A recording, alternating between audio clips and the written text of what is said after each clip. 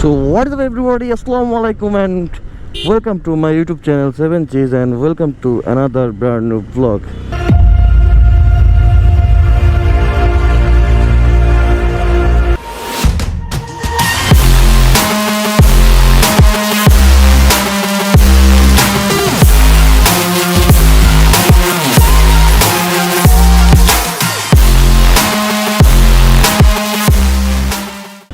আসলে অনেক দিন পরে আজকে থেকে হাওয়া শুরু করতেছি, মানে আজ থেকে শিওর কন্টিনিউ হবে অ্যান্ড ফুললি কন্টিনিউ হবে আর রেগুলার কন্টেন্ট আসবে, রেগুলার রিলস আসবে।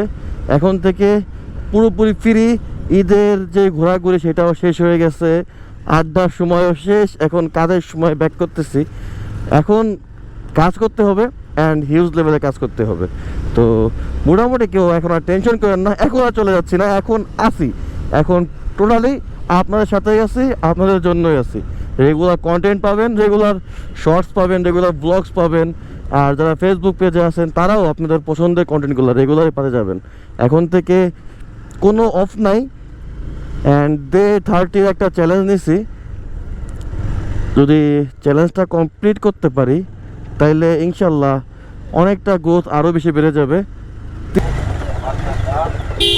এত এত জ্যাম কেন বর্তমানে? আর আজকে পরপর 2 দিন যে লেভেলে গরমটা পড়তেছে, মানে রেকর্ড লেভেলের গরম পড়ে।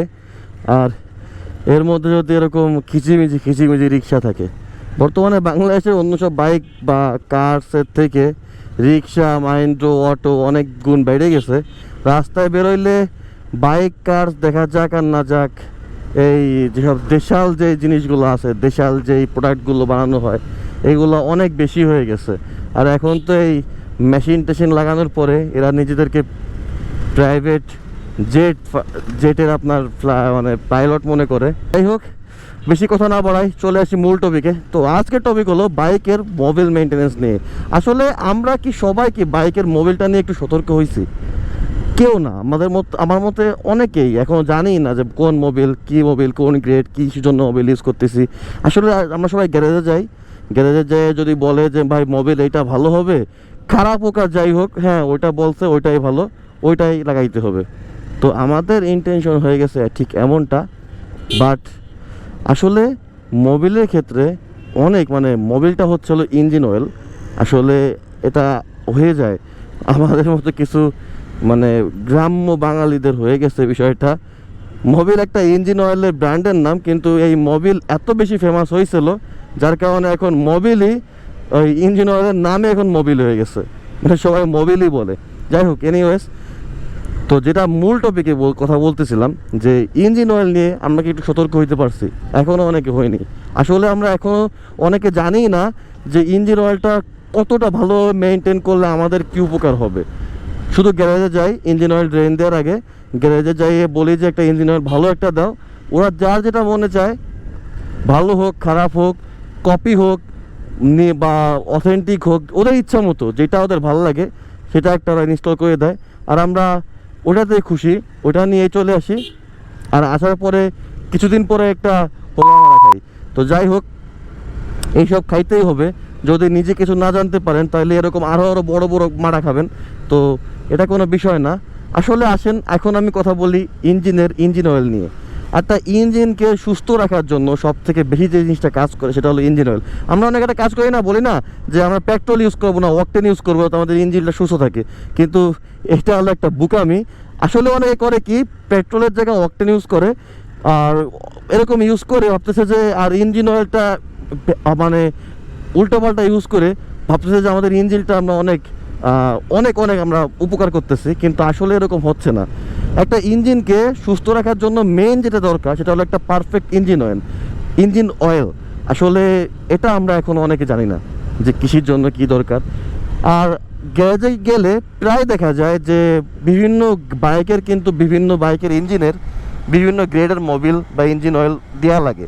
কিন্তু গ্যারেজে গেলে দেখা যায় যে মানুষ কতটা বোকা হলে, মানে গ্যারেজ থেকে বললো যে তুমি আর 20W40, আচ্ছা ভাই আজকে এটা নাই, আপনি 20W50 নিয়ে যান, এটা বলে। আর অনেকে ঠিক আছে ভাই দিয়ে দেন, কি মনে করে যে ইঞ্জিন অয়েলই তো কি হবে, আর দিলাম, এটা দিলেই হলো, গাড়ি চললো। কিন্তু ভাই এই সামান্য একটা গ্রেড পয়েন্ট চেঞ্জ করার জন্য আপনার ইঞ্জিনের যে কী লেভেলে ক্ষতি হতে পারে এটা আসলে বলে বোঝানো পসিবল না। এটা ওরা বোঝে, কিন্তু ওরা এটা আপনাকে মানে ধরাই দেবে না, কখনোই ধরাই দেবে না, তাহলে তো ওদেরই সেলস ডাউন। একটা মোবিল একটা ইঞ্জিন অয়েল আসবে আপনার প্রত্যেকটা, বর্তমানে বাংলাদেশে প্রত্যেকটা কোম্পানির পার্সোনাল ইঞ্জিন অয়েল আছে, মানে আমার জানা মতে। আমি কিছু জিনিস রিকমেন্ড করি, যারা ইয়ামাহা ইঞ্জিনগুলো রাইড করেন, যারা ইয়ামাহা ইঞ্জিনগুলো রাইড করতেছেন তাদের জন্য তো ইয়ামাহা নিজেদের ইঞ্জিনের জন্য নিজেরা একটা মোবিল, একটা ইঞ্জিন অয়েল ম্যানুফ্যাকচার করতেছে, ওইটা হচ্ছিল ইয়ামালুব নামে। তো যারা ইয়ামাহা ইঞ্জিন বা ইয়ামাহা বাইক ইউজার আছেন তারা ওইটাই ইউজ করেন, অনেক অনেক ক্ষেত্রে বাইসে যাবেন আর অনেক ভালো হবে।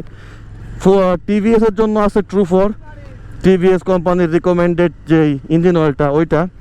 বাজাজ কোম্পানির জন্য আছে ডিটিএসআই। আসলে ওই দুইটা কোম্পানি ঠিকই তাদেরটা ইউজ করতেছে, কিন্তু বাজাজ ব্র্যান্ডের সব বাইকগুলো চলতেছে বাজাজ কোম্পানির, এরা ইউজ করতেছে না। আর আসলে এরা ইউজ করবেও না, কারণ বাংলাদেশে পালসার এতই বেশি, সবাই যদি বাজাজের মোবিল বা ইঞ্জিন অয়েলগুলো ইউজ করা শুরু করে তাইলে মনে করেন যে সব দোকানদার ওই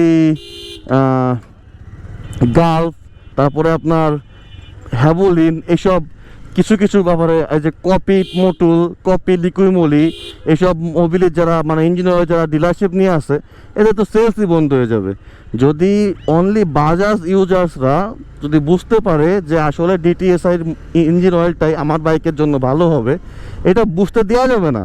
যখনই আপনি যাই বলবেন যে ডিটিএসআই একটা মোবিল দিন, আপনাকে দেবে বড়সড় একটা ব্রেনওয়াশ যে এই ইঞ্জিন অয়েলটা ভালো না, এটা ইউজ করা যাবে না, এটা ইউজ করলে এন নষ্ট হবে তেন নষ্ট হবে। কিন্তু দিন শেষে ওরা যেটা রিকমেন্ড করবে দেখবেন যে ওটাতে আপনার বাইকের বড় সড়ো মানে হিউজ বড় সড়ো একটা গোয়া মারা বা গোয়া মারা বা মারা হয়ে গেছে, একটা বড় সড়ো একটা মারা হয়ে যাবে।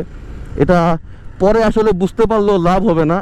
আমি যেটা মনে করেন যে অবস্থা আছে আমার এখন, ইরেসপন্সিবিলিটির জন্য আমার বাইকের এখন অবস্থা খারাপ হয়ে গেছে। আমি আসলে ইঞ্জিন অয়েল নিয়ে যে মানে ওইখান থেকে বা একটা গ্যারেজ থেকে ভালো একটা মোবিল বা একটা ইঞ্জিন অয়েল রেকমেন্ড করলে, আসলে মাঝখানে ইউজ করছিলাম লিকুইমলি না মোটল ইউজ করছিলাম, কিন্তু বাংলাদেশের ক্ষেত্রে দুইটা ইঞ্জিন অয়েলের কথা বলে দিই যে ইউজ করতেই যাবেন না ভাই, ইউজ করতে গেলে বাটে পড়বেন।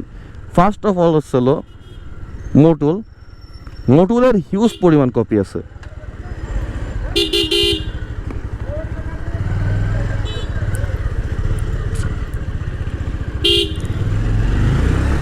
বাংলাদেশে মোটুলের হিউজ পরিমাণ একটা কপি আছে, মানে আপনি কপিটা দেখলেও বুঝবেন না যেটা অরিজিনাল না কপি। আপনাকে মোটামুটি ওটার যে কিউআর কোডটা পাঠানো, ওরা যারা কপি করতেছে তারা আলাদা একটা মোটুলের ওয়েবসাইটও ক্রিয়েট করে রাখছে, আমি এটা চেক করছি। বাট আসলে ইঞ্জিন অয়েলটা কিন্তু কপির একটা ইঞ্জিন অয়েল, ওটাতে কোনো কাজ হবে না, একেবারে মানে ফালতু আর কি। আর একটা ইঞ্জিন অয়েল আছে যেটা কপি বাংলাদেশে হিউজ পরিমাণে হয়, সেটা হচ্ছে আপনার লিকুইমলি। তো আসলে আমার মতে মনে হয় না যে বাইরের এত দামি দামি ব্র্যান্ডের ইঞ্জিন অয়েলগুলো ইউজ করার দরকার আছে।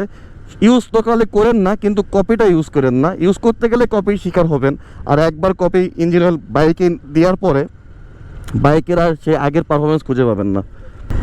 সবকটা মোবিলই ইম্পোর্টেড, বাট যে ইম্পোর্টেড মোবিলগুলো আছে আপনার মোটুল, লিকুইমলি, এগুলোর খুব পরিমাণ কপি বাংলাদেশে বেরোয় গেছে। আসলে আপনি স্ক্যান করার পরেও, কিউআর কোড স্ক্যান করার পরেও আপনি এসে আসলে ধরতে পারবেন না এটা অরিজিনাল নাকি ডুপ্লিকেট।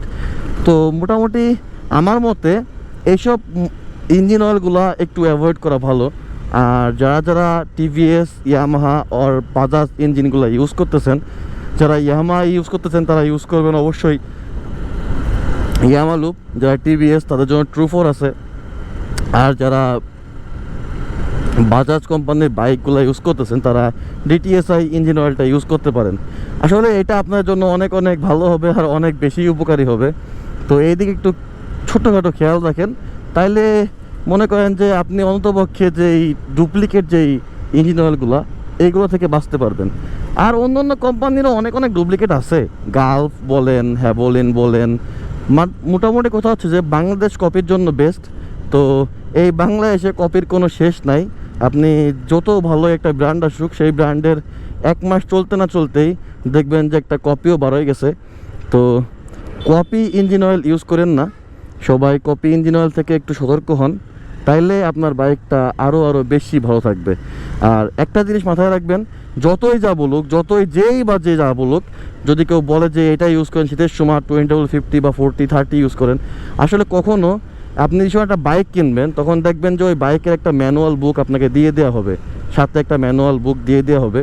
তো ওই বুকটায় আপনার ইঞ্জিন অয়েলের যে গ্রেডটা, ওই গ্রেডটা ওই বুকে স্পষ্টভাবে লেখা থাকে যে আপনার বাইক কোন ইঞ্জিন অয়েলটা ইউজ করতে বলতেছে আর কত ml ইউজ করতে বলতেছে।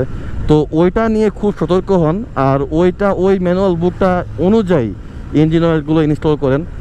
আর বেশিরভাগ চেষ্টা করবেন যে কপি না ইউজ করতে, অথেন্টিক যেটা অরিজিনাল যেটা হবে ওইটা ইউজ করতে। তো এইগুলো ইউজ করে থাকলে মোটামুটি বাইকের ইঞ্জিন মেনটেনের জন্য আপনার পেট্রোল আর অকটেন কোনো ফ্যাক্ট না, ফ্যাক্ট হলো ইঞ্জিন অয়েল। আপনি যত ভালো আর যত সতর্কভাবে ইঞ্জিন অয়েলটা আপনি দিতে পারবেন, যত ভালো ইঞ্জিন অয়েল মেনটেন করতে পারবেন, তত আপনার বাইকের জন্য অনেক লাভ, অনেক উপকার হবে। তো আশা করি সবার কাছে ভিডিওটা ভালো লাগবে। আর এইসব টুকটাক মেনটেনেন্স টিপ যদি আপনি আপনার বাইকের ক্ষেত্রে যদি ইউজ করতে থাকেন, তাহলে ইনশাল্লাহ লাভবান অনেক বেশি হবেন।